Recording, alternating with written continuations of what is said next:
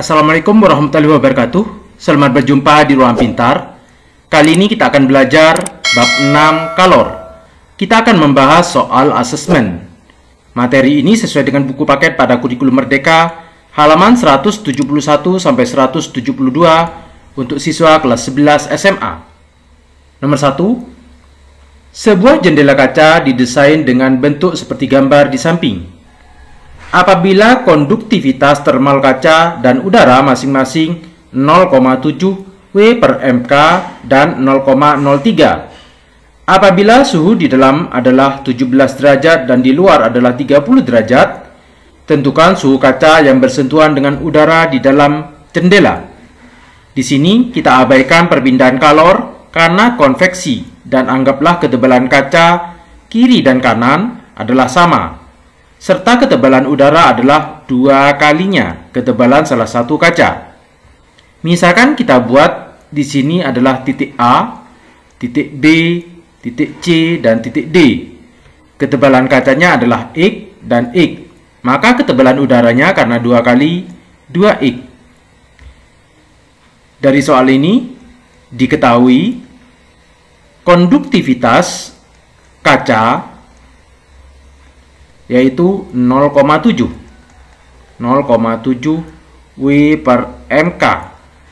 Konduktivitas udara 0,03 W per mK. Suhu di titik A yaitu 17 derajat Celcius, suhu di titik B 30 derajat Celcius. Yang ditanya di sini adalah suhunya. Kita jawab. Untuk kalor yang terjadi pada B ke C, yaitu konduktivitas kaca dikali dengan luas dan dibagi ketebalan kaca dikali perubahan suhunya TA ke B, sama dengan konduktivitas udara dikali luas penampang dibagi ketebalan udara 2X dikali perubahan suhunya delta T B ke C. Konduktivitas kaca 0,7.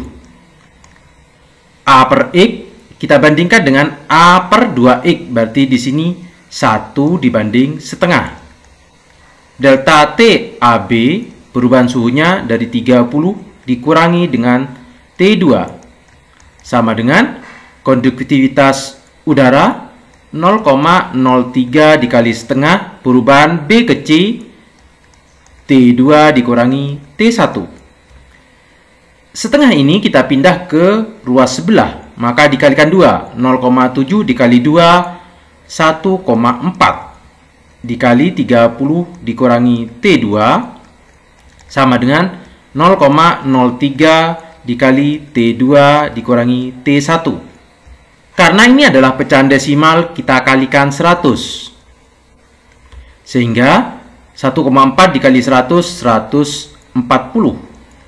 Dikali 30 dikurangi T2.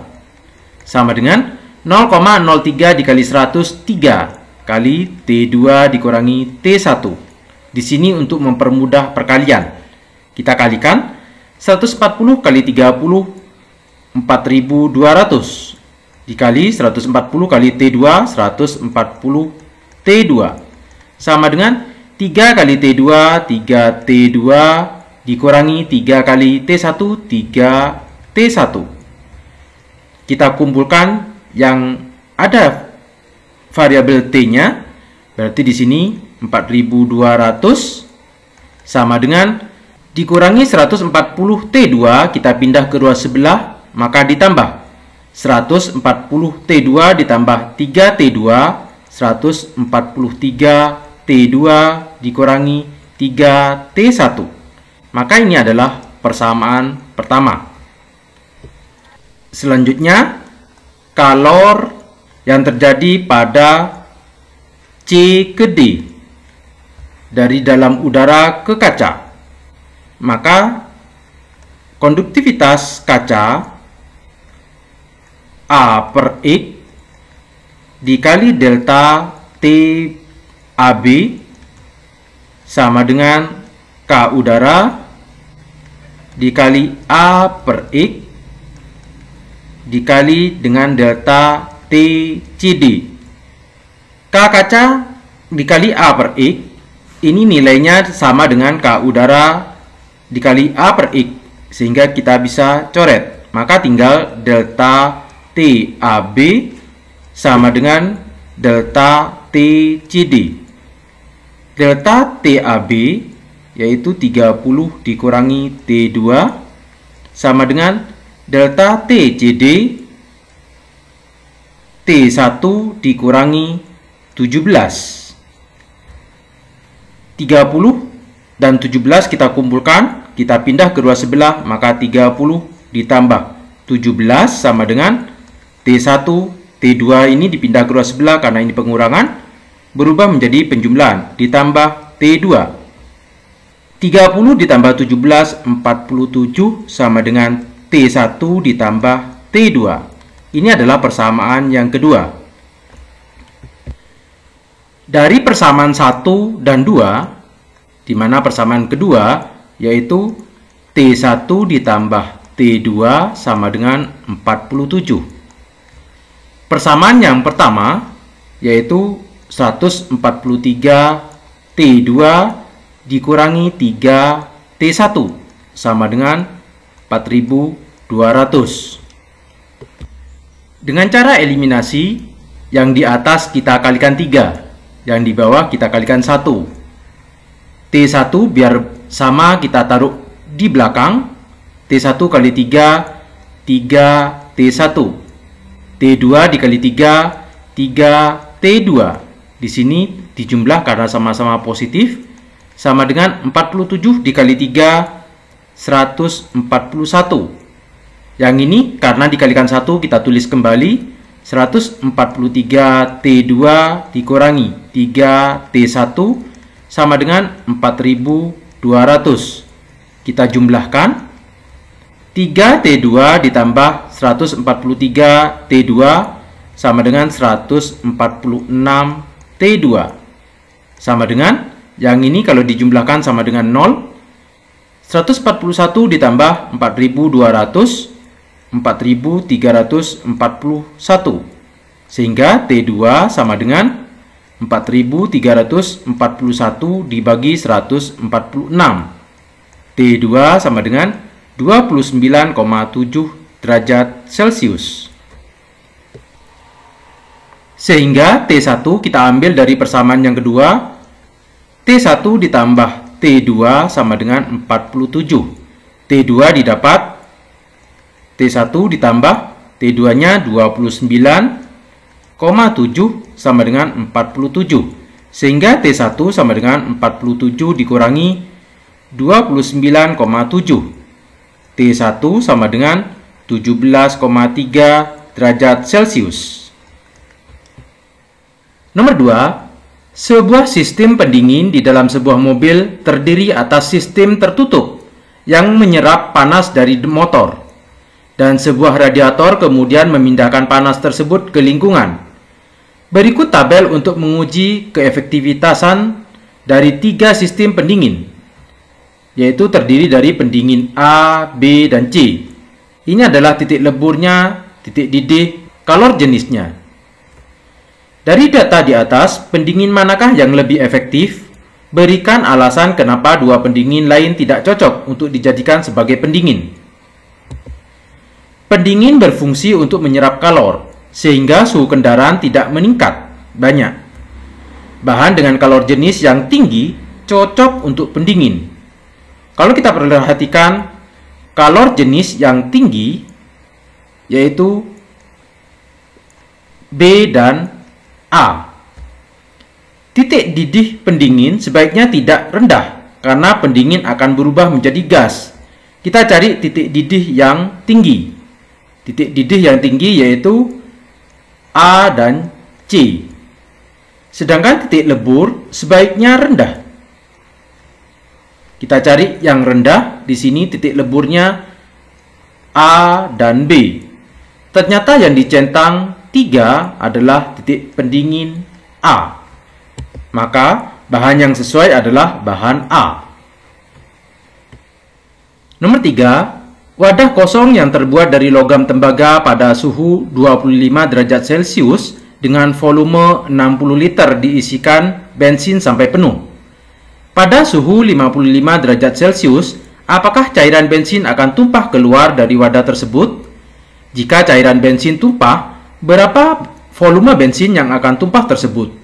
Data koefisien muai untuk logam tembaga dan cairan bensin dapat dilihat pada tabel 6.3. Ini adalah tabel 6.3. Pertama, kita akan mencari pertambahan volume tembaga. Pertambahan volume rumusnya adalah delta V sama dengan V0 dikali delta T dikali gamma. Pertambahan volume tembaga V0-nya adalah 60 liter.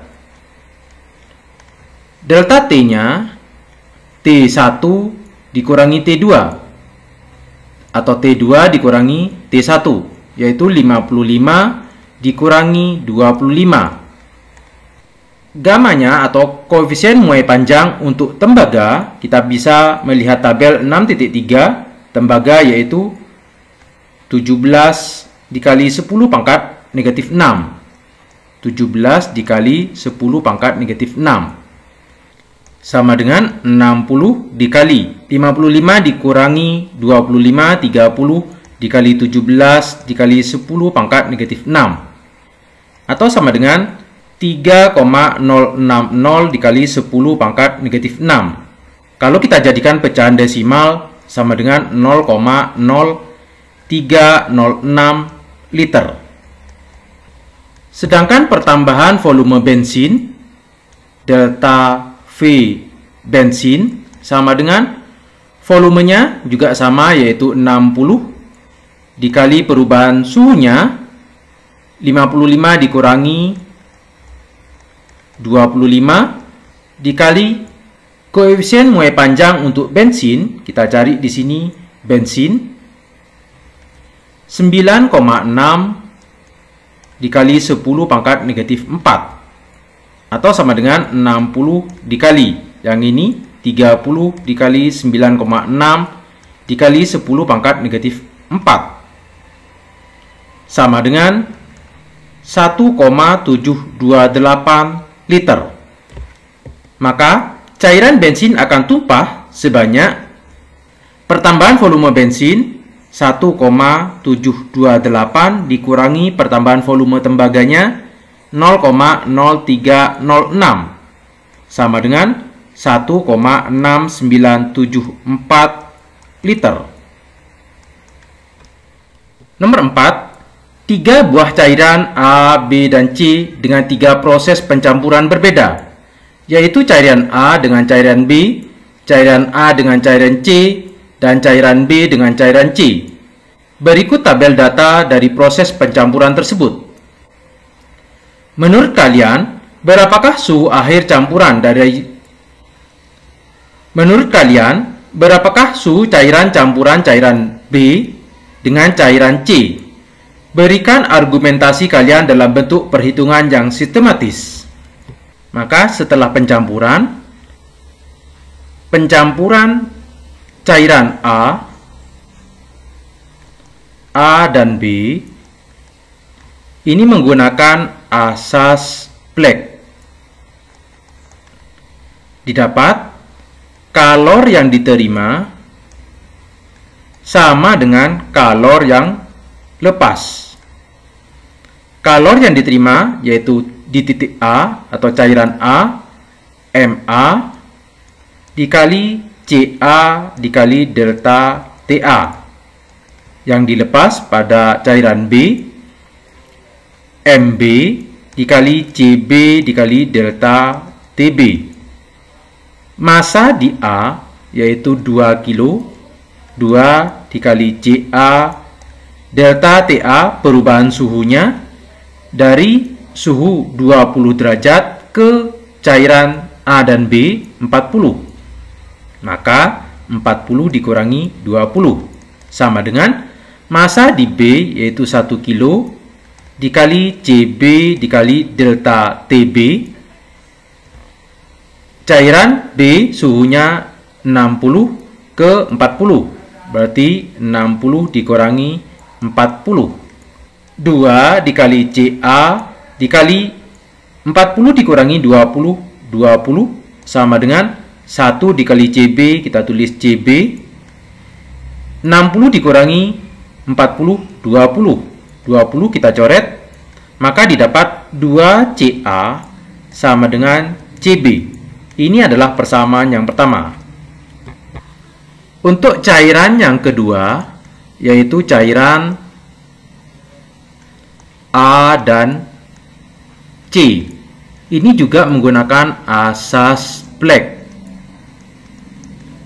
yaitu kalor yang diterima sama dengan kalor yang dilepas.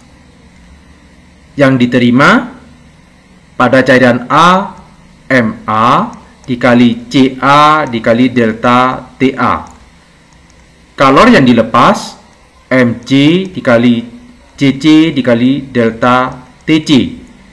Massa di A 2 kilo dikali CA perubahan suhu TA 20, cairan A dan C 30, maka 30 dikurangi 20 sama dengan massa di C di sini 4 kilo, 4 kali CC perubahan suhu C 40 ke 30, maka 40 dikurangi 30. 2 dikali CA dikali 30 dikurangi 20, 10 sama dengan 4 dikali CC dikali 40 dikurangi 30, 10. 10-nya kita coret, maka didapat 2CA sama dengan 4CC, atau CC sama dengan setengah dari CA. Ini adalah persamaan yang kedua. Sekarang pencampuran cairan B dan C dengan menggunakan asas Planck juga. Q terima sama dengan Q lepas.